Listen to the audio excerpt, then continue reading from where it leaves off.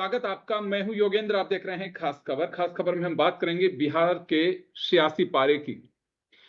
बिहार में इस वक्त त्योहारी रंगत है, चाहे हमारा पारंपरिक त्योहार हो या फिर डेमोक्रेटिक फेस्टिवल हो। चारों ओर एक ही चर्चा है कि इस समय त्योहार चाहे मतदाता को रिझाने की या नेताओं की धूम धड़ाके का हो या फिर छठ मैया की पूजा का सिलसिला हो, चारों ओर एक बस यही की चीज वहां दिखाई देती है, वो है त्योहार। तो चले आज हम चर्चा करेंगे सियासी त्योहार की। और इस वक्त जुबानी जंग काफी तेज है वहां। हर किसी को कोई कटघरे में खड़ा करता नजर आ रहा है, लेकिन ये भूल जाते हैं कि एक उंगली सामने, तीन उंगली अपनी तरफ है।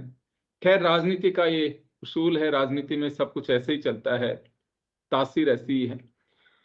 तो आज हम चर्चा करेंगे बिहार में ट्रेन से लेकर के नौकरी, मोबाइल डेटा, तमाम चीज, भ्रष्टाचार और महिला उत्पीड़न, ये सब चीजें तो बहुत कॉमन सी बात हो गई है। ये तो कभी भी आप राजनीति के बिंदुओं में कभी भी ले सकते हैं।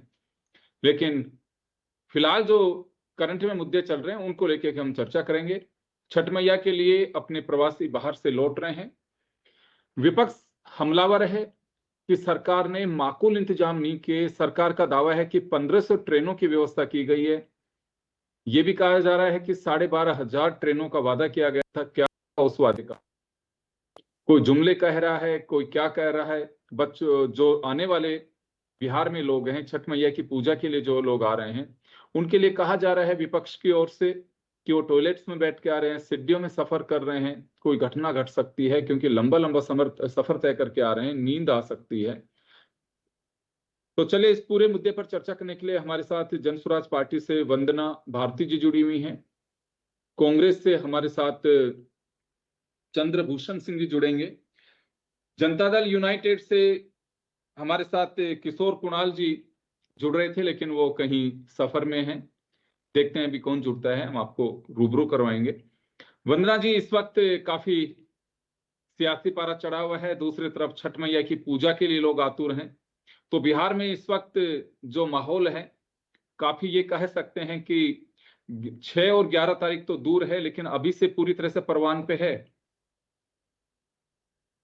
हाँ, जी नमस्कार। आवाज आ रही है मेरी? जी बिल्कुल आ रही है। अ, चुनाव तो बिल्कुल अपनी सरगर्मी पर है सर। हम लोग चुनाव प्रचार के लिए निकल गए हैं। आज सुबह से मुझे लगता है कि दोपहर तक हम लोग चुनाव प्रचार में ही थे। जी।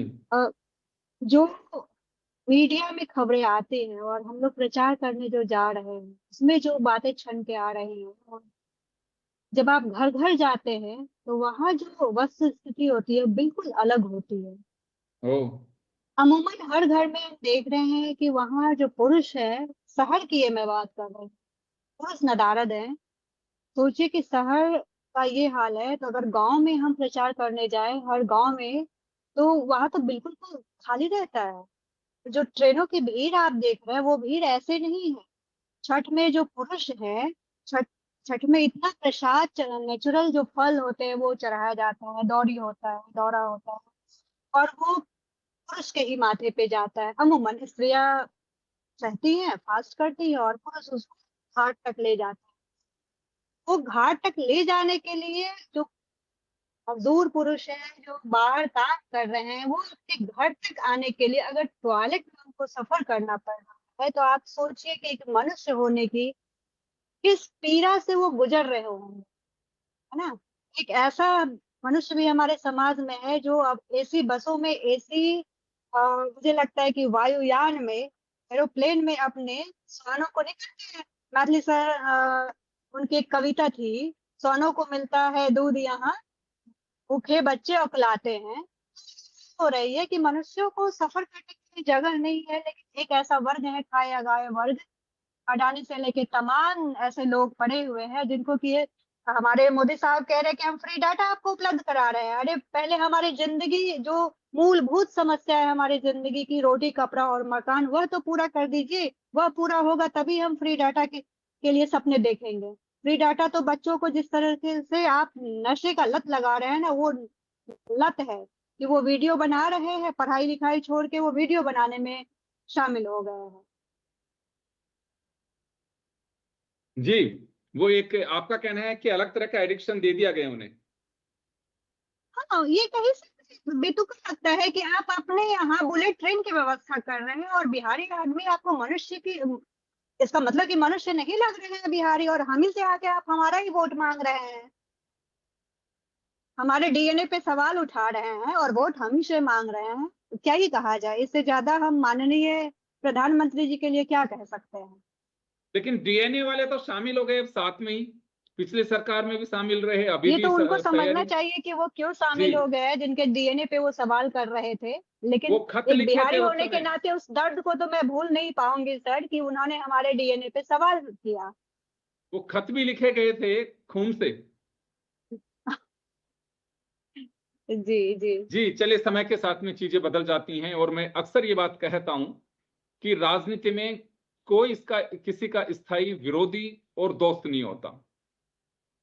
हर कोई समय के साथ में बदल सकते हैं। तो हम कई बार ये बात कहते भी हैं कि इतना कड़वा मत बोलिए कि कल उन्हीं के साथ में अगर जाके बैठना पड़े तो कम से कम नजरें तो ठीक से मिला सकते हैं। मैं सही कह जी रहा हूं जी भारती जी बिल्कुल ये? बिल्कुल सर बिल्कुल। बशीर बद्र का एक शेर है ना, जी, कि दिल मिले ना मिले, हाथ मिलाते रहिए, कहीं ऐसा नहीं हो कि फिर उन्हीं के साथ आपको गलबहियां करनी पड़े, है ना। बिल्कुल। तो राजनीति में ये बशीर बद्र साहब का शेर जो है वो सबको याद रखना चाहिए। और खैर चलिए, लेकिन इस वक्त अगर हम यूं बात करें, आपने सही कहा, क्योंकि मोदी साहब की ताबड़तोड़ रैलियां हो रही हैं, अमित शाह वहां पे हैं, सुशासन बाबू खुद कर रहे हैं।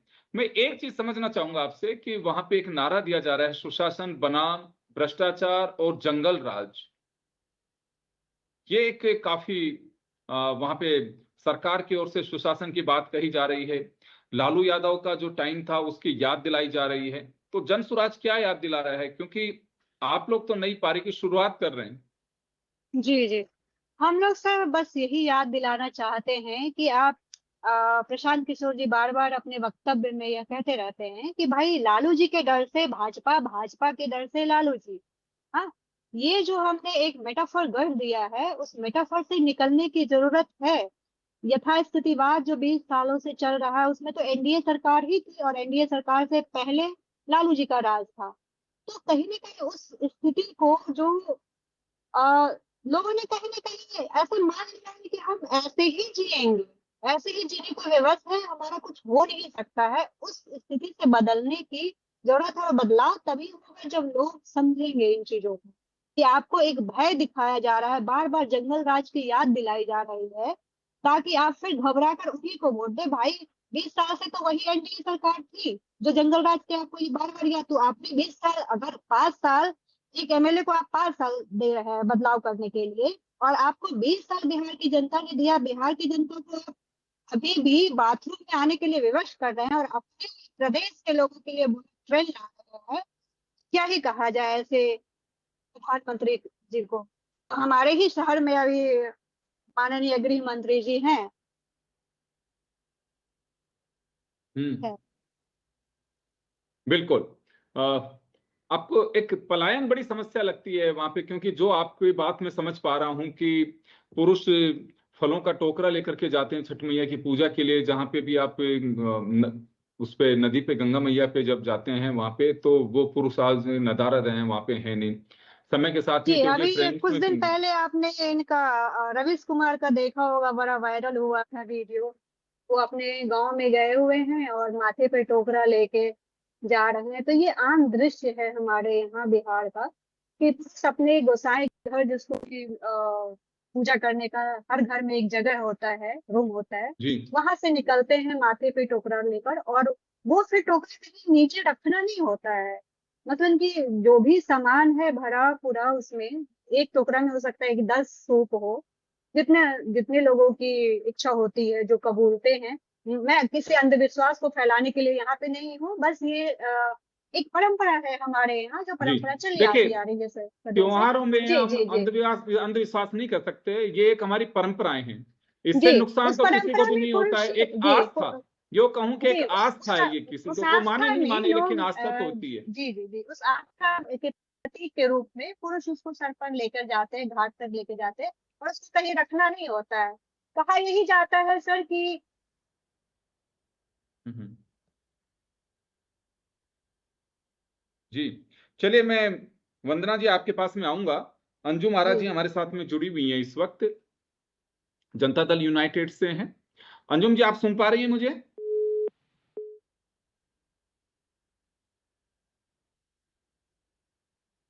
अंजुम आरा, क्योंकि देखिए चुनावी वक्त है, इस वक्त हमने कोशिश की है कि 6 बजे हमारे पैनल में कुछ हमारे वहां से साथी जुड़ सकें, लेकिन दो चीजें वहां पे, इस वक्त चुनाव का वक्त है और दूसरा छठ मैया का पर्व है।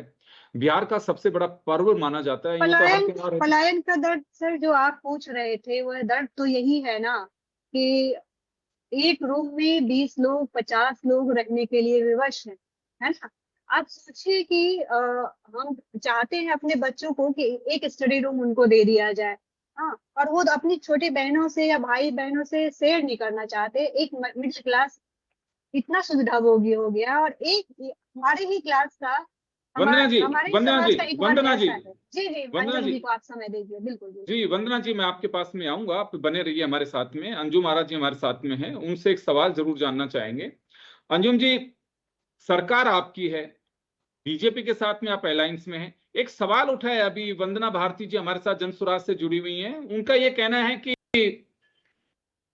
डीएनए की चिंता है उन्हें, कि हमारे लिए बड़ी फिक्र की बात है कि आज भी डीएनए का मुद्दा, क्योंकि डीएनए का जब मुद्दा आया था, आरजेडी के साथ में चुनाव लड़ रहा था जेडीयू, तो उस वक्त डीएनए का एक मैटर आया था, जब प्रधानमंत्री जी ने कहा था डीएनए को लेकर के, उन्होंने सवाल खड़े किए थे, नीतीश जी ने लेटर लिखवा करके भिजवाए थे खून से। वो मामला अभी भी जनसुराज और कांग्रेस महागठबंधन की ओर से आ रहा है, कुछ कहेंगे इस पे आप? हेलो जी, डीएनए का मैटर आज भी स्टैंड कर रहा आवाज है हमारे आवाज साथ। आवाज आप आवाज आपकी स्पष्ट नहीं आ रही, कट के आ रही है। फिर से सवाल दोहराएंगे प्लीज। जी, मेरा सवाल यह है, डीएनए का जो मैटर उठाया गया था प्रधानमंत्री जी की ओर से, उस मैटर को अभी भी जनसुराज और आपके विपक्षी महागठबंधन इसको पब्लिक के बीच लेकर आ रहे हैं।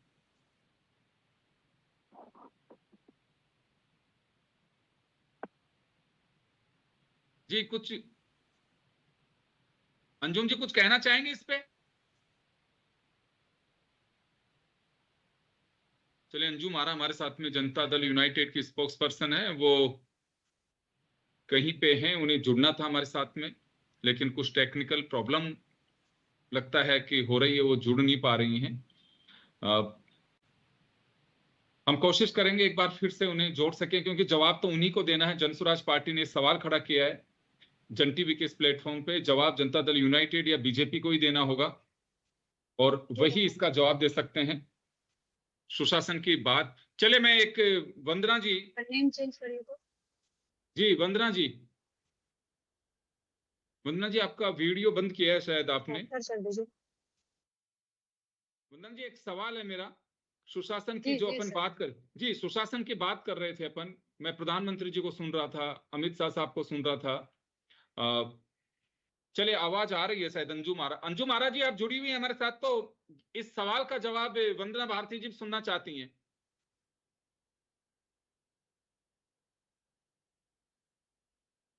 आवाज आ नहीं रही है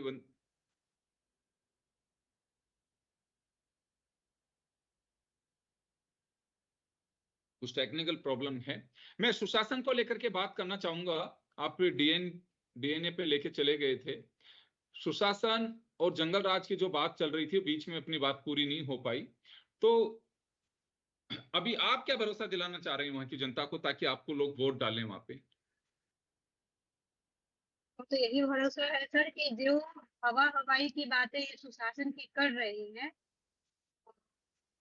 और जी, प्रवक्ता जी अभी जुड़ी नहीं है अंजुम भारत, क्या ही कहूँ, या उनके लोग जो कह रहे हैं कि हमने 20 साल से सुशासन की व्यवस्था की हुई है, वह सुशासन हम मीडिया वाला सुशासन नहीं देंगे। जमीनी स्तर पर बदलाव करेंगे।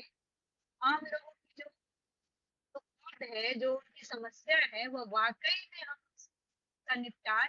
अब आप हमारे कैंडिडेट को ही देख लीजिए, अमूमन सारे कैंडिडेट ऐसे हैं जो आम लोगों से जुड़े हुए हैं।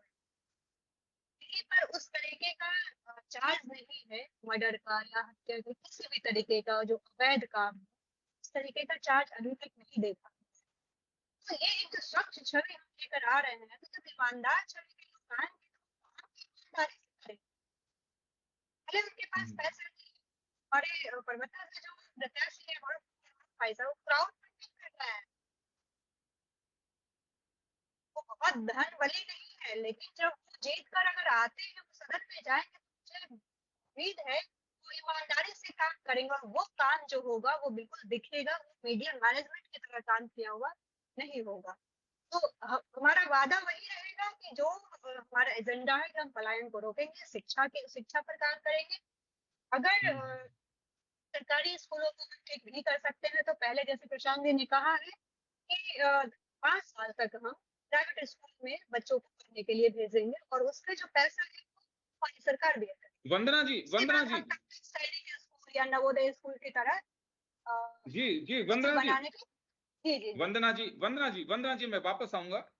मैं आपसे सवाल भी करूंगा। जब हम चर्चा कर रहे हैं उसी दरमियान नीतीश कुमार एक बात कह रहे हैं कि मुसलमानों के लिए हथकंडे अपनाए जा रहे हैं और हम मुसलमानों के लिए बहुत सारी योजनाएं लेकर के आए हैं। तो मुसलमानों का मुद्दा क्यों आया ये आपसे मैं जवाब लूंगा, लेकिन हमारे साथ में किशोर कुणाल जी इस वक्त जुड़े हुए हैं, जनता दल यूनाइटेड के प्रवक्ता हैं वो। किशोर जी, आप सुन पा रहे हैं मुझे? जी बिल्कुल सुन रहा हूँ आपको। किशोर जी, हमारे साथ में जनसुराज पार्टी की स्पोक्स पर्सन है वंदना भारती जी, वो जुड़ी हुई हैं। पहले भी आपके साथ में हमारा मन शेयर किया उन्होंने। उनका ये कहना है कि डीएनए, जी हेलो। डीएनए का मुद्दा, जी जी। डीएनए का मुद्दा उठाया जा रहा है कि डीएनए का मुद्दा आज भी स्टैंड कर रहा है। कौन सा डीएनए, कैसा डीएनए? जन स्वराज को पूछिए कि उनका कितना प्रत्याशी अभी है बचा हुआ। सबने नॉमिनेशन वापस लिया ही है, कुछ लोग शून्य में बचे हुए हैं। 243 का सुगुफा छोड़कर आखिर कितने उम्मीदवार उनके बचे हुए हैं? देखिए, इन लोगों के पास कुछ नहीं है, ना कोई विजन है, ना कोई ट्रैक रिकॉर्ड है। खुद मैं वंदना जी की बात करूं, तैयारी कर रही थी, इनको ही टिकट नहीं मिला, एक अयोग्य उम्मीदवार को टिकट दे दिया गया। तो मैं समझता हूँ जनसुराज का ना कोई ट्रैक रिकॉर्ड है ना कुछ है। तो बिल्कुल ये डीएनए वगैरह की बात तो पुरानी है, हम तो बिहार के डीएनए के साथ चल रहे हैं ना। बिहार का विकास ये कैसे नई हो? बात, जी सर, बिहार के करंट की लोगों बात को कर रही है, करंट की बात भी कर रही है किशोर जी, करंट की बात भी कह रही हैं। इनका कहना है कि पलायन हो रहा है, छठ मैया की पूजा का वक्त है, पुरुष गांव में नहीं है, जो छबड़ी जिसमें लेकर के जाते हैं टोकरे में फल फूल, वो उठाने के लिए लोग नहीं है, क्योंकि परंपरागत और आस्था का प्रतीक है। लेकिन अभी गांव में नहीं है, लोग पलायन करके निकल गए।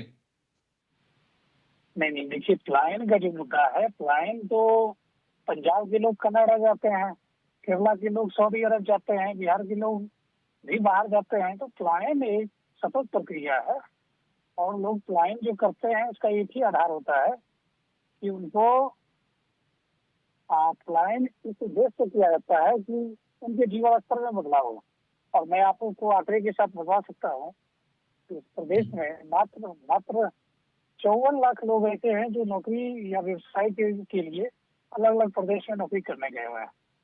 तो पलायन आज नहीं, पलायन आज से 100 साल पहले भी था और 100 साल बाद भी रहेगा। और ये पलायन बेहतरी के लिए है। हमारे लोग मजदूरी करने नहीं जा रहे हैं, बल्कि हमारे लोग कोडिंग करने भी जा रहे हैं, बड़े बड़े आईटी कंपनी के मैनेजमेंट को भी देखने जा रहे हैं, आईएएस आईपीएस बन के भी जा रहे हैं और बिजनेसमैन बन के भी जा रहे हैं। तो पलायन कहीं से कोई मुद्दा नहीं है। मुद्दा पलायन अगर माइग्रेशन फॉर गुडनेस हो रहा हो तो उसे अप्रिशिएट किया जाना चाहिए, ना कि उसको काला दवा समझ के उसको बार बार बिहार को। और मैं कह सकता हूँ कि 15,000 टीचर्स अलग स्टेट के बिहार आए हैं, अलग अलग स्टेट से 15,000 लोगों ने बिहार में शिक्षक की नौकरी प्राप्त की है। उनको क्या चलिए मैं पलायन के वापस आ स्तर रहा पर माना जाए? हूं सर, वापस आ रहा हूं। किशोर जी, आप हमारे साथ में लाइन पे रहिए। ये वंदना जी को सवाल कर रही हैं आपसे। जी वंदना जी। जी मैं किशोर सर का वो चेहरा तो नहीं देख पा रही हूँ, लेकिन वो इतने दावे के साथ कह रहे हैं कि ऐसा लग रहा है जैसे वो मेरे क्लासमेट या मेरे दोस्त रहे हैं।